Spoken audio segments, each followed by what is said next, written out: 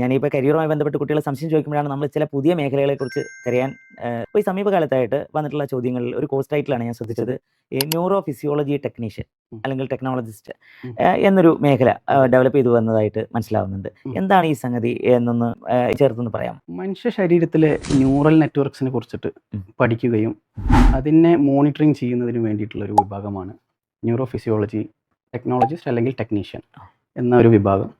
അതിന് നമ്മളൊരു സിംപ്ലിഫൈ ചെയ്ത് പറയുകയാണെങ്കിൽ, ഒരു ന്യൂറോ സർജൻ ഒരു ന്യൂറോ സർജറി ചെയ്യണം. നമ്മുടെ മനുഷ്യ ശരീരത്തിൽ ഒരുപാട് നെർവ്സ് ഉള്ളതാണ്. സെൻസറി നെർവ്സ് ഉണ്ട്, മോട്ടോർ നെർവ്സ് ഉണ്ട്. ഇതിനെയൊക്കെ കുറിച്ചിട്ട് പഠിക്കുകയും അതിൻ്റെ ഭാഗമായിട്ട് സർജൻ അവിടെ സർജറി ചെയ്യുമ്പോൾ അതിലെന്തെങ്കിലും ഡാമേജ് ബൈ മിസ്റ്റേക്ക് സംഭവിക്കാതിരിക്കാൻ വേണ്ടിയിട്ട് അതിനെ നമ്മൾ മോണിറ്ററിങ് ചെയ്യുന്ന ഒരു വിഭാഗമാണ്. അതായത് സർജറി നടന്നുകൊണ്ടിരിക്കുമ്പോൾ തന്നെ അവരതിനെ മോണിറ്ററിങ് ചെയ്യും.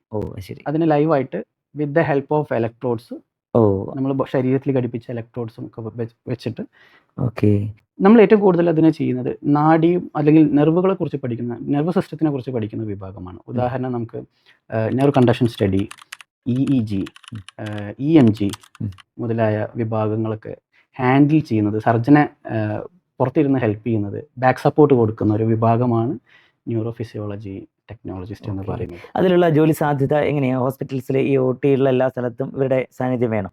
OT ഉള്ള സ്ഥലത്തും OT ഇല്ലാത്ത സ്ഥലങ്ങളിലും വേണം. കാരണം ഒരു EMG ചെയ്യണമെങ്കിൽ ഇവരുടെ ഹെൽപ്പ് വേണം, ഒരു EEG ചെയ്യണമെങ്കിൽ ഇവരുടെ ഹെൽപ്പ് വേണം. ഇപ്പോൾ ഒരു സർജറി ഇനി ഹോസ്പിറ്റലിലേക്ക് ഓപ്പറേഷൻ തിയേറ്ററിലേക്ക് വരികയാണെങ്കിൽ ഒരു ന്യൂറോ സർജൻ അവിടെ സർജറി ചെയ്യണം, അല്ലെങ്കിൽ ഒരു സ്പൈൻ സർജൻ അവിടെ സർജറി ചെയ്യണം, ഈവൺ ഒരു ENT സർജൻ തൈറോയിഡിൽ. അപ്പോൾ നമുക്ക് ഇവിടെ വോക്കൽസിന് വേണ്ടിയിട്ടുള്ള ന്യൂസ് ഉണ്ട്. അവിടെയൊക്കെ ഒരു ഡാമേജ് പറ്റാതിരിക്കണമെങ്കിൽ സാധാരണ സ്കിൽഡ് ആയിട്ടുള്ള സർജൻസ് ഇതില്ലാണ്ടും ചെയ്യും. പ്ലസ് നമുക്കൊരു എക്സ്ട്രാ ലെവൽ പ്രൊട്ടക്ഷൻ കൊടുക്കുക എന്നുള്ള ഒരു ഭാഗമായിട്ട് ഒരു വിഭാഗമാണ് ന്യൂറോ ഫിസിയോളജി ടെക്നോളജി. അതിലും മെച്ചപ്പെട്ട കരിയർ അല്ലെങ്കിൽ തൊഴിൽ സാധ്യതയുണ്ട്.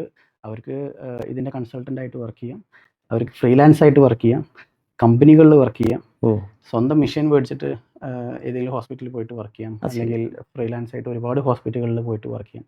ഒരുപാട് നൂതന സാങ്കേതിക വിദ്യകൾ ഡെവലപ്പ് ചെയ്തുകൊണ്ടിരിക്കുന്ന ഒരു മേഖലയാണ്. ഒരുപാട് അനന്തമായ ജോലി സാധ്യതകളുണ്ട്.